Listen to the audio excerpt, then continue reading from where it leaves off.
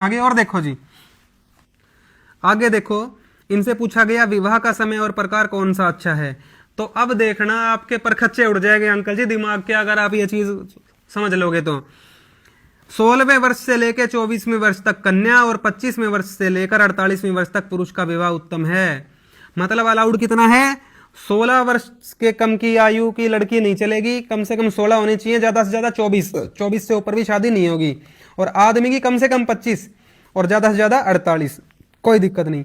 इसमें जो 16 और 25 में विवाह करे तो निकृष्ट। इसमें भी कैटेगरी बनाई होती है ना, A category, B category, C category. तो सी कैटेगरी सुनो सबसे पहले, ये बता रहे हैं 16 और 25 में विवाह करे तो निकृष्ट, मतलब सी कैटेगरी है, हो तो जाएगा पर बिल्कुल निकृष्ट, सी कैटेगरी। 16 की लड़की और 25 का आदमी, 18-20 की स्त्री और 35 या 30-35 या 40 वर्ष के पुरुष का मध्यम, बी कैटेगरी बनाई है। अब महर्षि जी ने देखना शादी की काम चलाऊ सी, वो क्या बताई?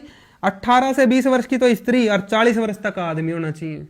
हो गया डबल आयु का गैप, ये तो बाप बेटे की उम्र होगी यहीं पे। तो ये कह रहे हैं ये मध्यम, ये भी काम चलाऊ है। अब उत्तम सुनना अंकल जी, अगर उत्तम आर्य समाजी बनना है, इनके नियम पे चलना है महर्षि जी के, तो क्या करना पड़ेगा? 24 वर्ष की स्त्री और 48 वर्ष के पुरुष का विवाह ही उत्तम है। ये है ए कैटेगरी। एक बार दिखा तो दे अंकल जी क्या सिस्टम है। अंकल जी को दिखाइए अशोक ये वीडियो, क्या अंकल जी आपका सिस्टम तो समझ में नहीं आ रहा।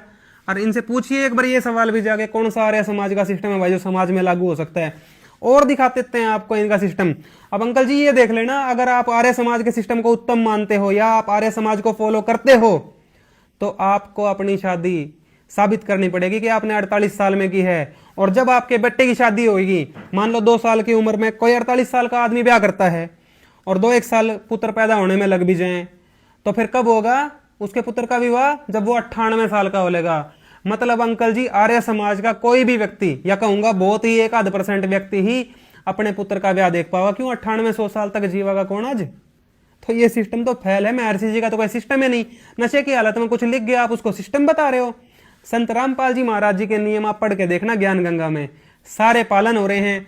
कबीर पंथ में जितने सिस्टम है वो संत रामपाल जी महाराज फॉलो करवा रहे हैं। हम तो कबीर पंथी कहलाते हैं, क्योंकि हम कबीर जी के मार्ग पे संत रामपाल जी महाराज जी ने जो भी दिखाया, हमें जो नियम बताए हैं, हम उन पे चल रहे हैं। आर्य समाजी तो मुझे आज तक एक भी नहीं मिल लिया जो आर्य समाज के नियम पे चलता हो। तो किस बात के आर्य समाजी हैं ये बताओ? हम तो कबीर पंथी हैं, क्योंकि हम उस नियम